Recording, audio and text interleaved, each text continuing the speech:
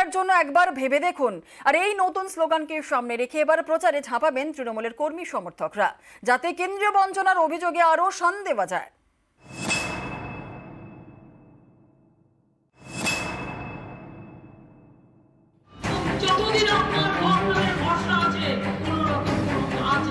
চোখ 24-এ গলায় নতুন স্লোগান, বাংলার জন্য একবার ভেবে দেখুন। এই স্লোগানকে সামনে রেখে এবার প্রচারে ঝাঁপাতে চাইছে তৃণমূল। বাংলার স্বার্থ একবার ভেবে দেখার আর্জি নিয়ে বাড়ি বাড়ি পৌঁছবেন তৃণমূলের সৈনিকরা। আমাদের সংগঠন শক্তিশালী সংগঠন, ফলে প্রচারের বিভিন্ন, দেখুন আমরা যেমন তথ্য প্রযুক্তির সাহায্য নেব, মিডিয়া সোশ্যাল মিডিয়া নেব, কিন্তু আমাদের সাংগঠনিক যে ব্যাপারটা রয়েছে সেটা তো একটা বড় ব্যাপার। এলাকা ভিত্তিক, বুথ ভিত্তিক, দুয়ারে গিয়ে পৌঁছে যাওয়া, মমতা বন্দ্যোপাধ্যায়ের উন্নয়নের মতো তৃণমূল, আমরা সেই সংগঠনকে সেইভাবে কাজে লাগিয়েই জনসংযোগগুলো হচ্ছে। নতুন স্লোগান সামনে রেখে প্রচারের জন্য বেছে নেওয়া হয়েছে 6 লক্ষ তৃণমূল কর্মী। 5-6 জনের টিম করে চলবে প্রচার। বিশেষ লিফলেটও বিলি করবেন।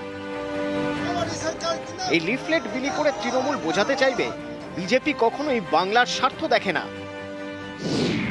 লিফলেটের 7টি ইস্যুকে সামনে রেখে বাংলার জন্য একবার ভেবে দেখতে বলা হয়েছে।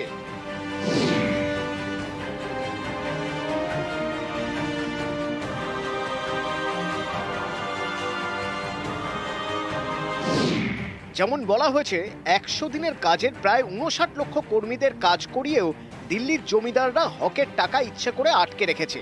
আপনার কি মনে হয় এটা ঠিক? লিফলেটে এও বলা হয়েছে বিজেপি বাড়ি দেওয়ার প্রতিশ্রুতি দিয়েও কথা রাখেনি। হকের টাকা আটকে 11,36,000 পরিবারের মাথার উপরে ছাদ কেড়ে নিয়েছে। আপনার কি মনে হয় এটা ঠিক?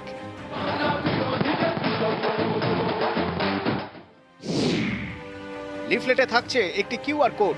তৃণমূলের দাবি, এই কোড স্ক্যান করলে দেখা যাবে বিজেপির বাংলা বিরোধী কাজকর্মের ভিডিও।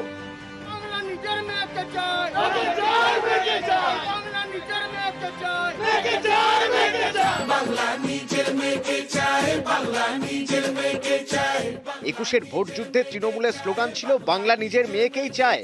এবার 24-এ নয়া স্লোগান, বাংলার জন্য একবার ভেবে দেখুন, যাতে কেন্দ্রীয় বঞ্চনার অভিযোগে আরও শান দেওয়া যায়।